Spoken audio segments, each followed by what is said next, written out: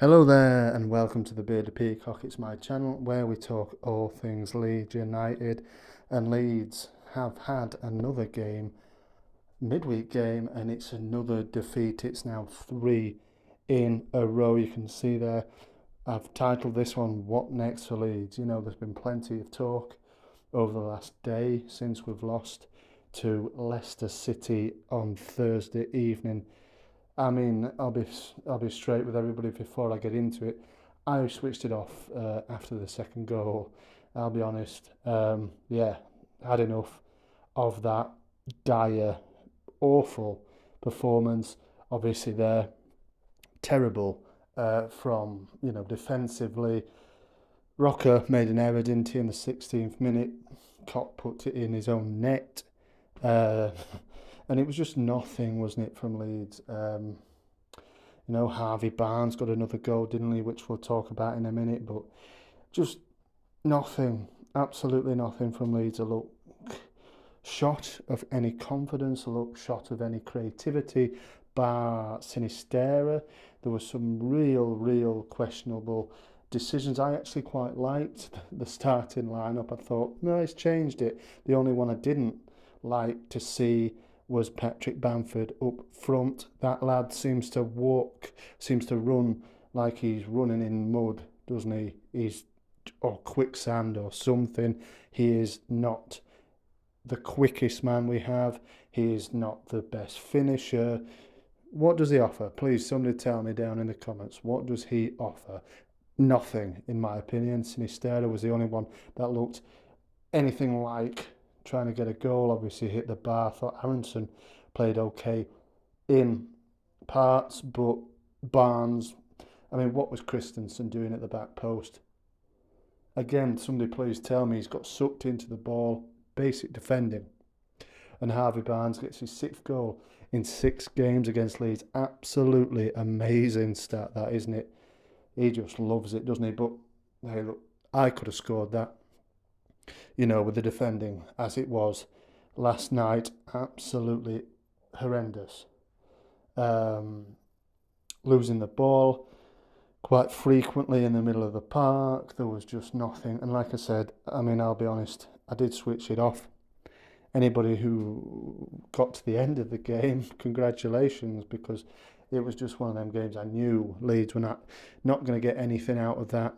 Marsch, again, like I said, I quite like the changes, what he made, really, I thought was quite brave. But it obviously didn't work out, and then he gets a stick. But I didn't think, really, I thought Koch might have had a bad game, obviously got the own goal, looked a little bit shaky. The rest of them, again, mistake from Christensen for the second goal.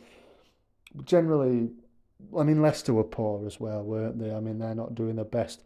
If you're on a bad run of form, go play Leeds United at the moment. It's 7 games without a win now, and people are starting to lose the patience with the manager. And there's been plenty of talk today.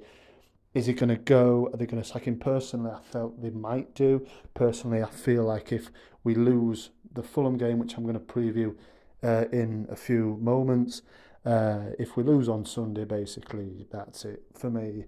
Everybody who watches and listens to the channel regularly will know that in February I was a big advocate. I was excited. I was pushing Marsch all the way. I was delighted for him to start, and obviously the Bielsa era ended badly, but he's gone the same, I think, now without a win.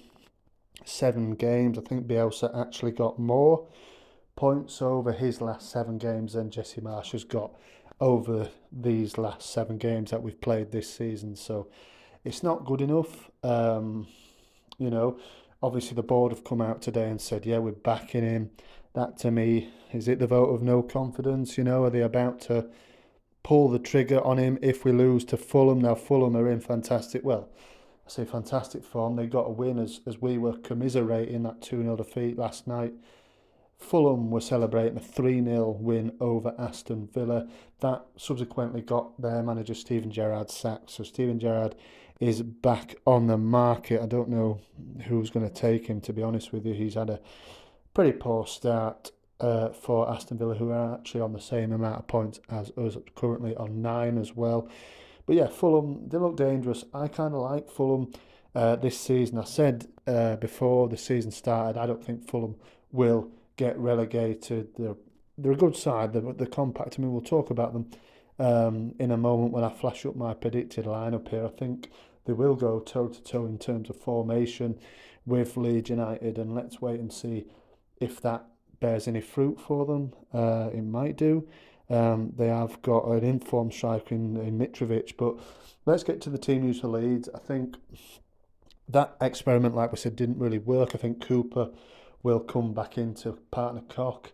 I think the fullbacks will be the same. I think Strauch is still probably carrying a bit of a knock, unless I haven't heard anything from Marsch over today about Strauch. I know Strauch got into the provisional Dutch World Cup side, but it's a big squad that I imagine he would get trimmed off eventually, but who knows? I don't know. If he's fit, Firpo comes out, doesn't he? If he's not, Firpo stays in. Rocker Adams, I think Harrison will come back in, won't he, for Somerville, and then the front line, unfortunately, it's going to be the same. Bamford's probably going to play, isn't he?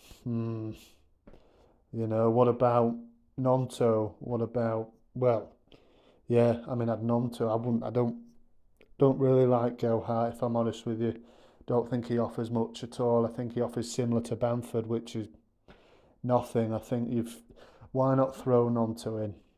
Mancini likes him. If he's good enough for the Italian national team, surely he's good enough for Leeds United. Not yet for Marsch, but throw him in, man. Throw him in. You've got your job on the line. Maybe he can do something for us, but I do believe he'll stick with Bamford, the man who just, like I said, offers nothing. But Fulham, on the other hand, look, I like the balance of the Fulham team. Obviously, they've got Dan James, who will be ineligible. He can't play. Obviously, against us, that's another strange decision. Obviously, wasn't it, on deadline day? He's been playing quite a few for Fulham, starting, coming off the bench. He's played most of the games since he went there, and done okay. They've got obviously Mitrovic, who's firing again in the Premier League.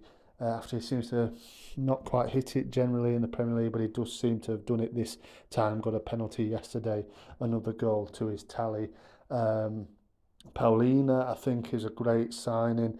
Pereira as well. I think they've got some real, quality players there. Naskins Cabano seems to be doing quite well as well, and it seems to be sort of, I guess it'd be Willian, I think, probably that will start this one as well. But yeah, I mean, you go back to it was only our second game in the Premier League since returning to it in September 2020, since we last beat Fulham. It was the last time we met Fulham at Elland Road. I say at Elland Road, we've beat them at Craven Cottage as well since, in Premier League and a League Cup game. But yeah, this one was a mad game, wasn't it? 4-3. We just lost 4-3 at Anfield in our first ever game back for 16 years. Then we get a 4-3 game again. Helder Costa, remember him? Had a brilliant time that day, probably his best game in a Leeds United shirt that day. He got 2 of the 4 goals, Bamford, and a clip penalty, with the other one in front of no fans, and also obviously as well, we've had a little bit of the rub of the green, a good time. 7 goals in the last 2 games at Elland Road against Fulham. A big one in the promotion year, Alioski got the last one, I think. It was a great win, that top of the table clash. You'd have to go back to December 2014 since Hugo Rodallega got a winner in a 1-0 win for Fulham at Elland Road. I think I was at this one, actually, because I do remember Ross McCormack playing, and crowd giving him a bit of stick. But yeah, Rodallega got the winner, and they ran out 1-0 winners. That was 8 years ago, going on 8 years ago. So that's the last time Fulham won at Elland Road. But we need something, don't we now? We really, really do, because it's last chance saloon for Marsch.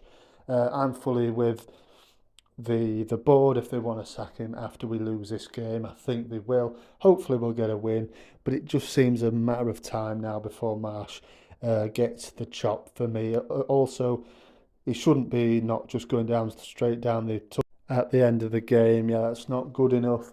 I know he's frustrated, but clap the fans, man. They've travelled. I think it's a 200-mile round trip or something to Leicester on a Thursday night. Go and clap them. I know you haven't played well, but it's just the thing you do, and I know it didn't go down well amongst the travelling fans who had seen our other issues get a dire performance, a 2-0 loss. Yeah, go clap your fans, man. It's just the thing to do. But let me know if you were one of them frustrated lot in the away end last night, and let me know your thoughts as well on Fulham and on the Marsch situation. Would you be happy if we lost to Fulham to see Marsch out the door? And who do you fancy to bring in? Because I do think, like I said, I think it's inevitable now that he will go. But anyway, let's hope we win on Sunday, stop the rot, because that would be 8 games without a win, and we are now probably in danger. Let me know. Thank you very much for listening. Marching on together. I'll see you on the next one.